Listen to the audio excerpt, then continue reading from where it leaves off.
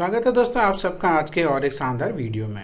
दोस्तों आज के इस वीडियो में हम देखेंगे कि आप जॉइंट लोन कैसे ले सकते हैं अपने फादर के साथ। अगर आप अपने फादर के साथ मिलकर जॉइंट लोन लेते हैं तो होम लोन में आपको मिल सकता है अप टू 50% का इंटरेस्ट के ऊपर डिस्काउंट। यहाँ दोस्तों तो उसी के साथ साथ हम ये भी देखेंगे कि इस लोन के लिए आपको क्या क्या डॉक्यूमेंट्स चाहिए, इसके लिए क्या क्या टर्म्स एंड कंडीशन है, और दोस्तों इसका इंटरेस्ट रेट क्या रहेगा, आप किस तरह से इसको अप्लाई कर सकते हैं। वीडियो बहुत ही इंटरेस्टिंग होने वाली है दोस्तों, तो बिना स्किप के वीडियो को आखिर तक जरूर देखिए ताकि आपको पूरा डिटेल इन्फॉर्मेशन मिल सके।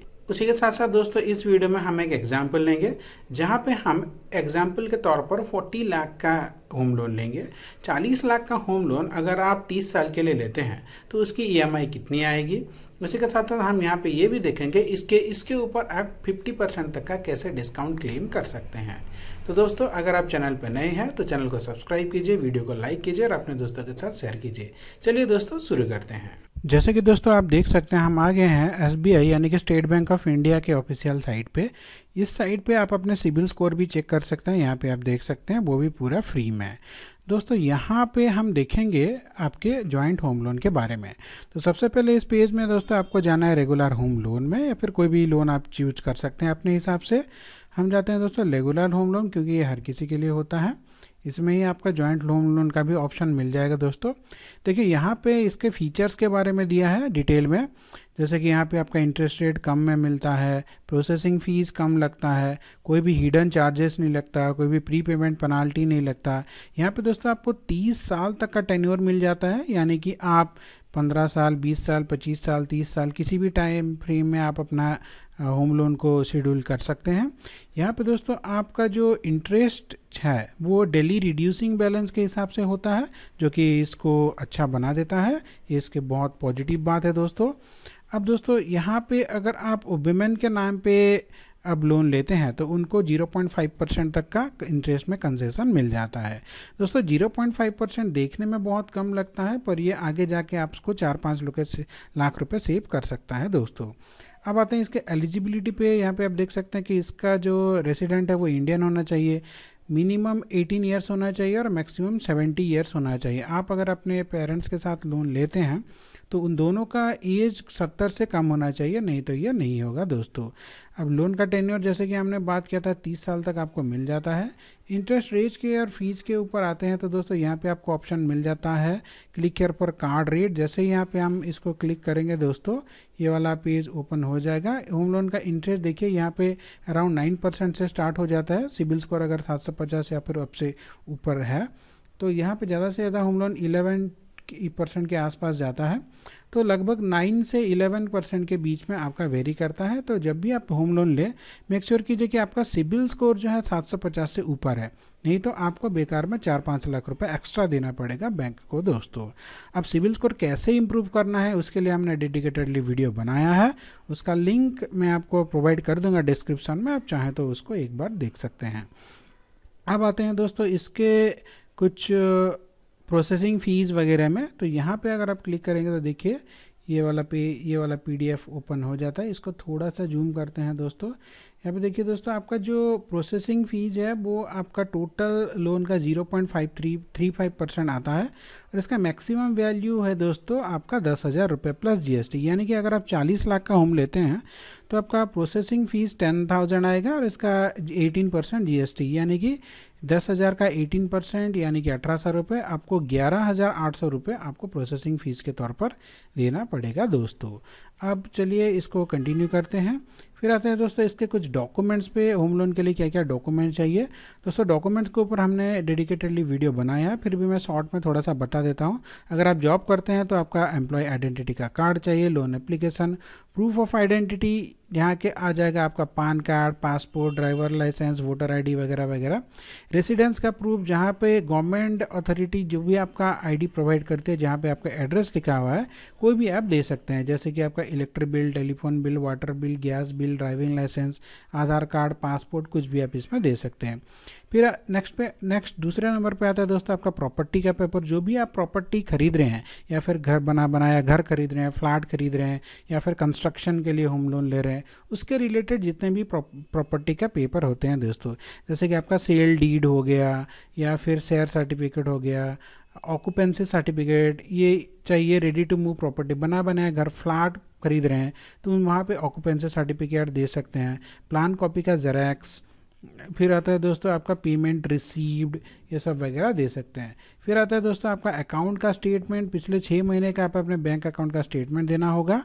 और अगर दोस्तों आपने पहले कभी लोन लिया है तो पिछले 1 साल का देना होगा दोस्तों आपका अकाउंट का स्टेटमेंट।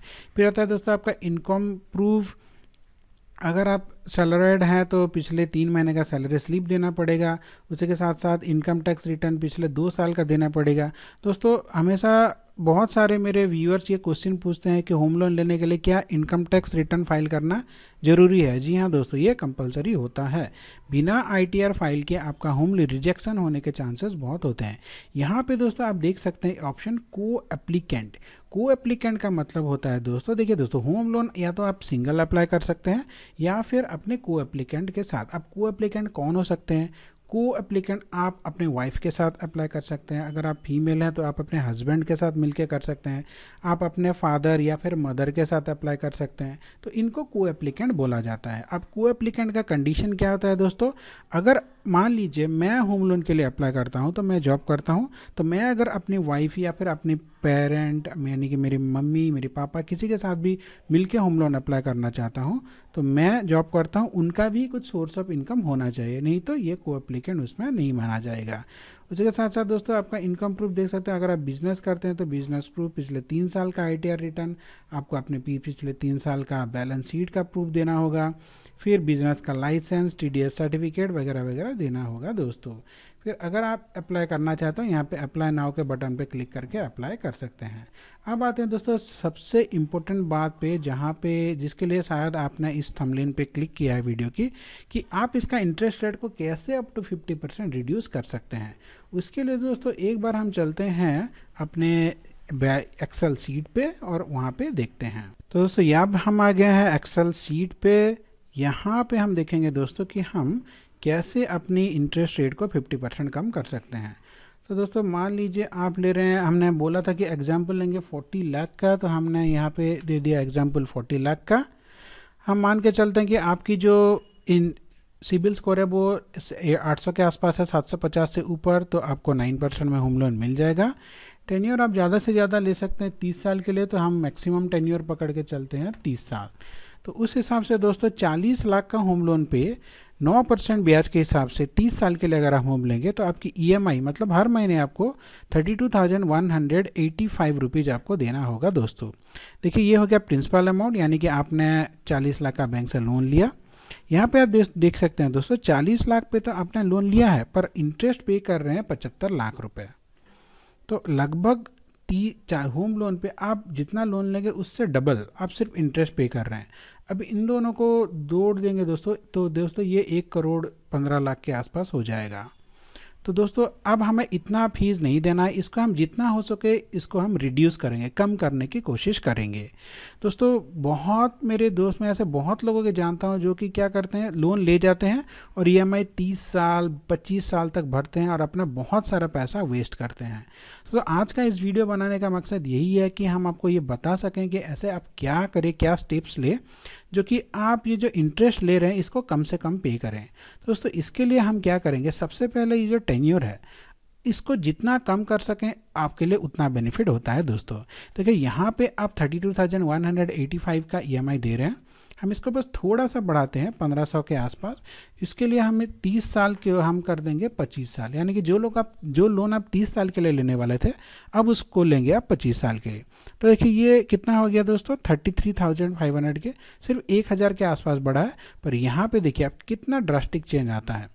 जिस लोन को पहले आप 75 लाख का इंटरेस्ट पे कर रहे थे, अभी उसी को दोस्तों आप 60 लाख का इंटरेस्ट पे कर रहे हैं। मतलब EMI सिर्फ 1,000 रुपये बढ़ा के आपका टेन्योर 5 साल घट गया और उसी के साथ साथ आपका जो इंटरेस्ट है वो 15 लाख घट गया। अब हमें इतना भी इंटरेस्ट नहीं पे करना है दोस्तों, अब हमें इसको और घटाना है। तो अगर आप टेन्योर को फिर से कम करेंगे तो ये और घट जाएगा, पर हम एक एवरेज 25 साल के मान के चलते हैं। अब दोस्तों हम क्या करेंगे कि आपका देखिए मैं आपको यहाँ पे दिखाता हूँ दोस्तों कि आप ये जो EMI पे करें, ये पहला मंथ यहाँ से शुरू होता है दोस्तों। कि आप यहाँ पे दोस्तों 33,568 रुपीज़ का ये EMI पे कर रहे हैं। हर महीने पे कर करके आपका लोन ख़त्म होता है दोस्तों कौन से महीने में, ये दोस्तों ये आपका 0 हो गया, यानी कि 300 नंबर के महीने में आपका, यानी 25 साल में आपका लोन ख़त्म हो जाता है दोस्तों। अब हम क्या करेंगे कि देखिए, अगर आप कहीं पे जॉब करते हैं या फिर कोई भी बिजनेस है तो हर साल आपका जो ग्रोथ थोड़ा थोड़ा कुछ ना कुछ होगा। मान लीजिए आपकी कोई एक बिजनेस है, आपकी सैलरी 80,000 या फिर 1 लाख या फिर 50,000 कुछ भी हो, तो हर साल कुछ ना कुछ आपको ज़रूर इंक्रीमेंट होगा। तो उस इंक्रीमेंट का पैसे को जोड़ के हमें यहाँ पे बस एक एक्स्ट्रा EMI देना है। तो यहाँ पे देखिए, पे एक्स्ट्रा EMI एवरी ईयर, हर साल देखिए हर महीने आप ये जो EMI दे रहे हैं, हर 12वें महीने में सिर्फ एक EMI एक्स्ट्रा देना है, जो कि जाएगा टुवर्ड्स आपके आउटस्टैंडिंग लोन, यानी कि जो भी आपका आउटस्टैंडिंग बैलेंस होगा उसको वो घटा देगा। तो इसको हम 1 कर देते हैं।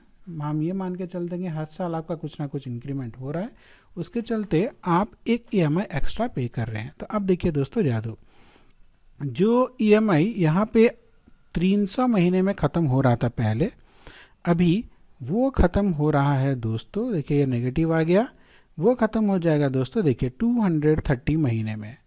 मैं आपको फिर से दिखाता हूँ दोस्तों, देखिए आप ये जो येलो कलर है इसको देखिए, इसको पहले मैं इसको 0 कर देता हूँ, पहले जैसा था। तो दोस्तों इसको हम कर देते हैं 0। तो देखिए ये है लगभग 6 लाख रुपए, 60 लाख रुपए। अब 60 लाख का यहाँ पे इंटरेस्ट पे कर रहे हैं। तो अगर मैं इसको सिर्फ 1 कर देता हूँ, हर साल आप सिर्फ एक EMI एक्स्ट्रा पे करते हैं, तो उस केस में देखिए दोस्तों ये 44 लाख, यानी कि 16 लाख का आपने सेव कर लिया।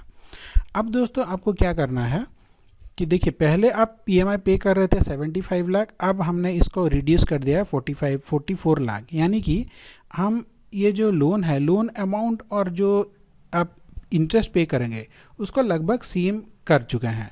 अब हमें इसको फिर से रिड्यूस करना है। और क्या करना है दोस्तों, देखिए अब क्या कर रहे हैं, देखिए दोस्तों जब भी आपका इंक्रीमेंट होगा, मान लीजिए आपकी सैलरी है लगभग 60-70 हज़ार, तो आपकी जो इंक्रीमेंट है कम से कम 10% तो होगा ही, 5-6 हज़ार का होगा ही। तो उस यहाँ पे आपका जो EMI है वो हर साल सिर्फ 5% आप बढ़ा देंगे, सिर्फ 5%, ज़्यादा नहीं। तो देखिए अब क्या होता है, देखिए पहले जो आप 44 लाख का EMI पे कर रहे थे इंटरेस्ट के तौर पर, अब वो घट के हो जा रहा है दोस्तों 28 लाख रुपये।